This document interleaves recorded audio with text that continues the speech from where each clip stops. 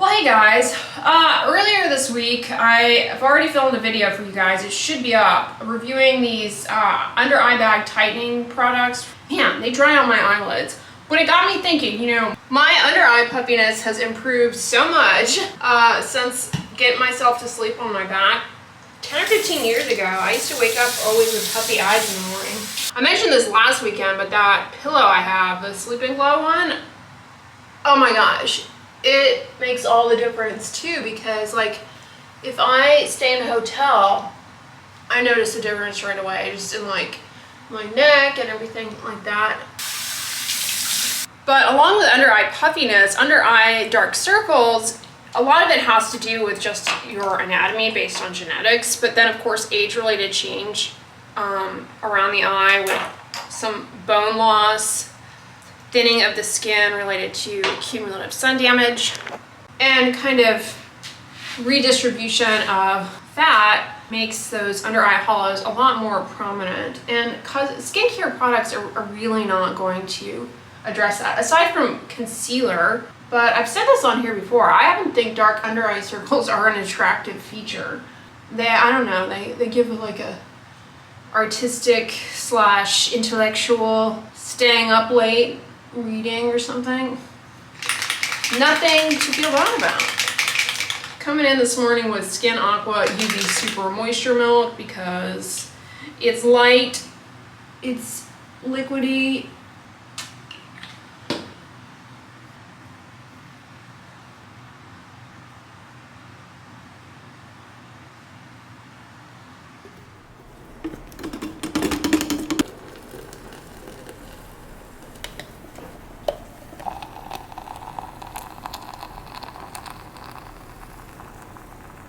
I was just doing a little filming for some reels, TikTok, whatever. I have this outfit from Coolie Bar and it's super comfy, this top. It's like a little wrap. It's actually surprisingly easy to wrap on. You know, a lot of times these wrap tops, they're confusing, but this one's easy. It's got a little button here and a little button there. So it's a no-brainer pretty much. But this is a cute little top for like throwing on over, I have it on over a tank top. And then this little skirt is UPF 52. I have one of these in like a deep blue, but I thought this color was pretty for summer. See my toes. The necklace that I paired with it is from Accessory Concierge. I just love the shop. They have a ton of hand-beaded necklaces and bracelets. So I came in here to Home Goods because yesterday I was telling you guys about how I was interested in adding more splashes of lemons into my kitchen. When you know it, they have lemon items here. Of course I don't need napkins, disposable napkins, but those are cute. One thing I do need, and another reason I came in here, is like I have these notebooks that I'm always taking notes in and collecting and keeping. And jotting lists down, and I have quite a collection of them floating around my desk, and I'm thinking a box like this would be good to store them in. This one's a little too shallow, but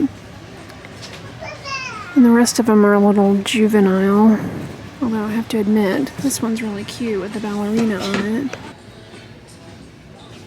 I also want to get something to store something kind of like this, actually, to store, because I get sometimes brands send me things and it'll have like very nice tissue paper, and of course I save all of that and it ends up floating around, and I want somewhere to keep all of the like gift wrappy kind of things together.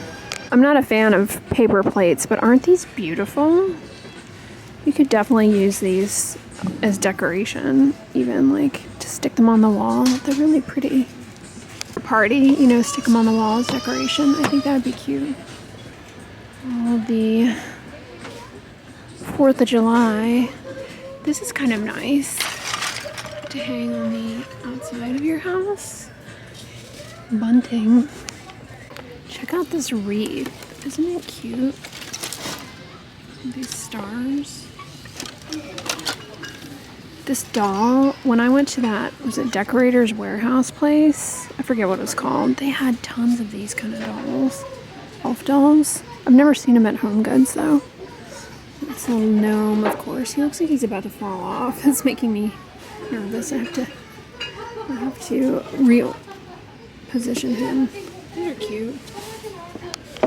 This little kitchen set is nice, but is it just me? $200 seems like very steep for this. Although that's pretty nice quality. Ow! It's got a nick in it. Check these out. You can have your own cutouts for photo ops. $60. Wow, they have a ton of pillows back here. Outdoor pillows. Chairs and things. I really just need like a, oh, I like this throw pillow. It's festive with the coral. That's really pretty. So yesterday I was raving to you guys about how I use like 99.9% of all the things I get in my FabFit, blah, blah, blah, my FabFit Fun Box. This came in a FabFit Fun Box, I want to say 2 years ago. And I move it around all over the place. I think it's adorable. It's really, really cute. But I wanted to get something to actually put in it. A few years ago, I was gifted a little arrangement from LTK, formerly known as Reward Style, of this like, I don't know, pampas grass. And I found some on Amazon that is larger, like a larger arrangement. That's what I just ordered in that box. Now, in yesterday's vlog, also, I was telling you guys about my pillows and that I was in the market for like a pillow that was linen and had like a little pineapple. But I also bought these pillow covers. I get them on Amazon. I always buy the pillow covers on Amazon. Like this is the pillow that I have. I have 2 of these with the roses, and I just buy different covers for them and swap them out. It's so much less expensive, so much less space taking uppage than buying like all new pillows. And the ones you can get on Amazon are pretty decent. Anyway, so I got these. I thought they were adorable. They have a little pom-pom on them. Is it pom-pom or pom-pon? Comment below. I feel as though I've heard it said both ways. Anyway, now that I got them, I'm kind of thinking that I just want to do, they came in a 2-pack, but I think that they look kind of cute together. The rose and then the velvet, I don't know. Anyway, so let's open up the pampas grass and see what it looks like. It's a pretty nice box, don't you think? floridflowers.com, dried flowers. Please check for your own happiness. Okay. Oh, I guess they mean like check to make sure that you're happy with them.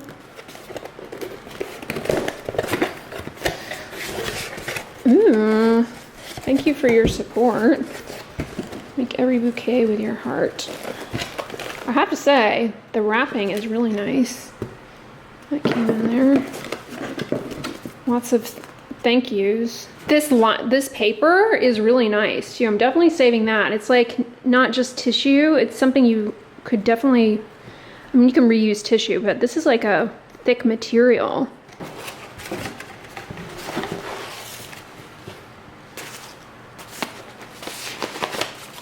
Wow, it came wrapped really nice. Okay. Let's move that out of the way.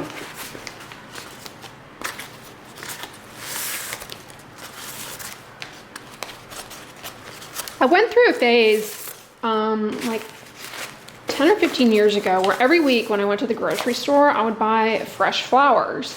And I loved it. And then fast forward to like around 2015, I started getting like really, really bad allergies to flower pollens, especially when for whatever reason, it seemed to be most notable when I moved here. So I stopped buying them. Oh, these are beautiful. They need a little bit of fluffing, but aren't they pretty? There's like lavender. They're tied together with a zip tie. Wasn't I just saying yesterday in Round Dolls how you can never have enough zip ties? Because if you went into Joann's or Michael's or Hobby Lobby, this stuff would be like really expensive. And I've never seen the bundles like this.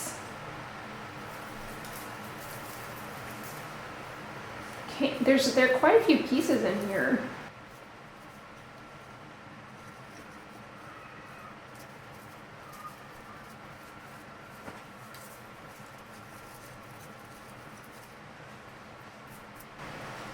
There's even like the pink wheat. There, let's give you guys some better light. I didn't expect that there would be so much in this bundle. There's definitely enough here to do like another arrangement.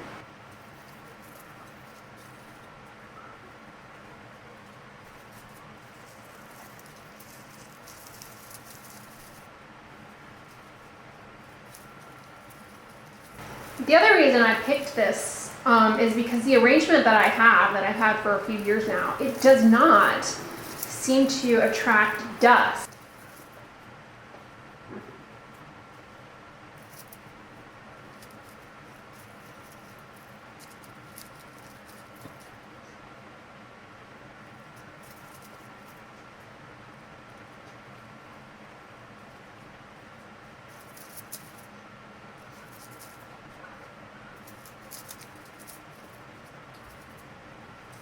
Believe it or not, it's looking like all of these are gonna fit.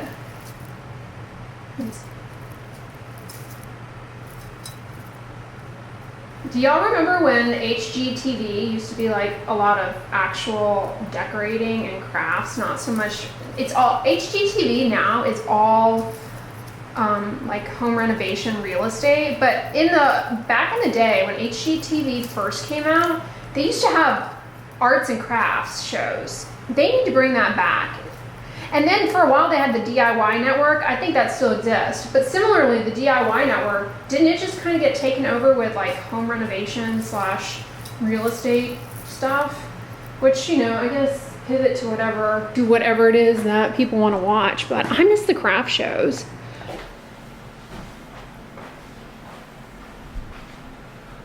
All right, I like the way it looks. The pink and fluffy. Yeah, this blanket, FabFitFun. This pillow, FabFitFun. The vase, FabFitFun. The little tray, HomeGoods. Lamp, Amazon. Pineapple was a gift from a viewer, but I think it came from Amazon. That little tray was yesterday's FabFitFun. My blue, I call it the do nothing table. Amazon. It helps absorb the echo in here, so I guess it does something. The echo absorber. Well, hey guys, it is much later, well, about an hour later. I just finished editing a video for you guys, which actually, if I play my cards right, yes, should go live tomorrow at noon Eastern Standard Time, 11 a.m. Central Standard Time. Definitely watch it because it's very apropos for this season, and it is how to remove a tick the right way. High yield information. Even if you don't live somewhere with ticks, just watch it anyway. It's packed with good information, so hopefully you guys enjoy it. Anyway, what was I going to tell you guys? Last weekend I swung into HEB and I purchased their SPF 100 sports sunscreen. I wanted to update you guys on this one. Now SPF 100, people are always like, is that just marketing? Turns out SPF 100 actually does end up being better at protecting you from a sunburn compared to lower SPF, simply because of the nature of how people apply sunscreen. They apply sunscreen on like too little, too thin of a layer to actually achieve the SPF on the bottle or tube. And therefore it's actually been shown that SPF 100 is better in real world use conditions at protecting against a sunburn. All that to say, you know, SPF, you don't have to have SPF 100, but it is, you know, possibly better on those days where you're going to be like out at the beach or the lake, the pool, whatever, for reducing the risk of sunburn, provided you apply it correctly and reapply it and all those things. Anyway, so this one I had high hopes for because it's labeled as a sports sunscreen, but it's really thick. It's really thick and kind of greasy. So I much prefer the La Roche-Posay Melton Sunscreen Milk or the Bondi Sands fragrance-free sunscreen, or the Eucerin's got a great body sunscreen. But I was hoping this would be like fast absorbing. It's not. And it definitely has that sunscreen smell that a lot of people don't care for, almost kind of like an oily type smell. And it also, too shiny, too heavy on the face. Looks very shiny and very greasy. And it did burn around my eyes. So I will end up using this as a body sunscreen, but it's pretty heavy. Like, you know, For Houston weather being so humid, this is kind of uncomfortable, I'm gonna be honest. But it was pretty inexpensive. But I also recently purchased the Up and Up SPF 50. This is a good deal right here. This also stings around the eyes, but this one's not as greasy as the HEB. Now it's SPF 50, which is still really good. I mean, don't get me wrong, SPF 50 applied correctly should really help with cutting down on a burn, but like it's much less. I'll just show you. Here's an arm with the Up and Up one. The Up and Up one does have that sunscreen smell too. There's that one. And then the HEB Sport, I'll do on the other arm. It's like battle of the store brands here. See, it's like,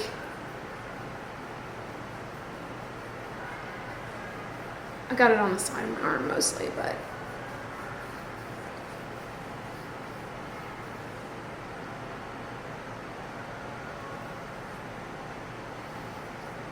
feels actually kind of good, but you can see it's like a lot greasier and stickier. This is not anywhere near as sticky in comparison to this.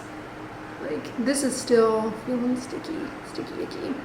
But they both go on with like no white cast. Anyway, all that to say, this is great as a body sunscreen, although it does burn and sting around the eyes. Whew, just hopped out of the shower. I'm coming into a damp face with May Love Fade Away Brightening Serum. This product has really helped evening out my skin tone. It gives a nice brightening effect.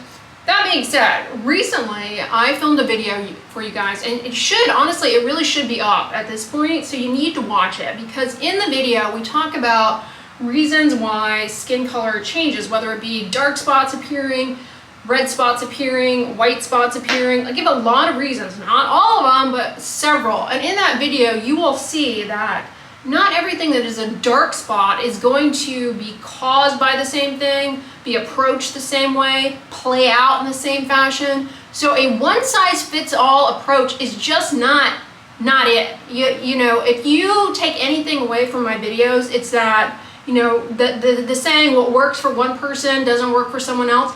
There's a ton of truth to that. I mean, it's not just personal anecdotes per se. There are certain skin conditions that are going to respond to things that may be in topicals, whereas other skin conditions are going to require medications, and other skin conditions, they are going to just play out as they ordinarily would without you doing anything. And if anything, trying out a bunch of different products for a given skin condition that you don't know what exactly it is you're dealing with, what can end up happening is you can trigger an irritant contact dermatitis over that, and it kind of clouds the entire picture of what the heck you're even dealing with in the first place. Speaking of which, this is one of the reasons why I and the FDA, I know some of you guys are not fans, but myself, dermatologists as a whole, strongly caution against the at-home mole removal kits, skin tag removal kits, because a lot of things look like a skin tag, but they're actually something more sinister. And if you go lopping it off, or trying to use some sort of escheritic thing, you could actually end up not only bleeding, infection, scar, but you could end up trying to remove something that's more sinister, and you're kind of clouding the picture, not to mention putting off diagnosis. All right, and we're back, coming in with the tretinoin. Actually, I'm gonna put a little petrolatum on my eyelids, because I don't know if I mentioned this in the video where I reviewed those eye bag tighteners, PTR and It Cosmetics, but those things cause my eyelids to get dry. I'm not an ophthalmologist, but I do breeze over their journals from time to time. Some of it's above my head, because ophthalmology is a specialty where in med school you get like no training. You learn like what glaucoma is and cataracts and stuff like that, but that's a specialty where, even the notes they write, it's like very difficult to know what they're even talking about sometimes.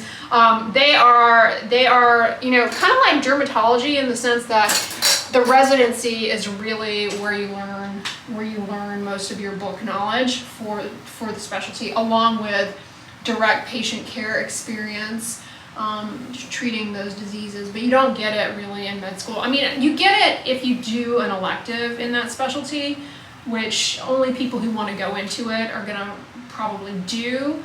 Maybe somebody who's gonna go into like family medicine wants to be somewhere, you know, family medicine, internal medicine, they might choose that. You know, a med student might choose that, but it was not a required thing. And so you only have so many electives that you could take. You're going to focus on, you know, what you're going to go into. And if you have electives as time left over, you're going to choose something that's going to complement what you're going into. And, you know, you think you may not get it as part of training, yada, yada, yada. Like, for example, when I was a medical student, I did an elective rotation in rheumatology, because rheumatology, there is a lot of overlap with dermatology, with rheumatology. In fact, there are clinics that are staffed with both a dermatologist and a rheumatologist that exclusively see you know, they not exclusively, but they, you know, together they're seeing patients that are, you know, rheumatologic patients with skin and joint disease, like lupus, dermatomyositis, Sjogren's, you know, all of these. One of my hairs floats around, and you know, they're communicating back and forth directly in the clinic for the same patient.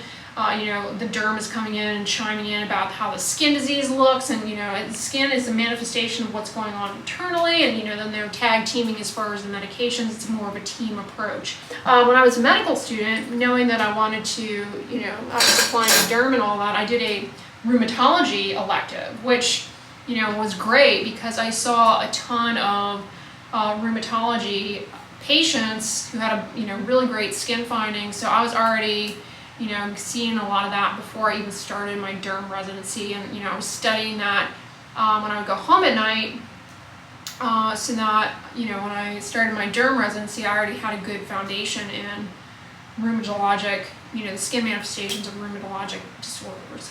Anyways, guys, that is a lot of rambling. I hope you all enjoyed this video, that you're having a great weekend. If you liked it, give it a thumbs up, share with your friends, and as always, don't forget, sunscreen and subscribe. I'll talk to you guys tomorrow. Bye!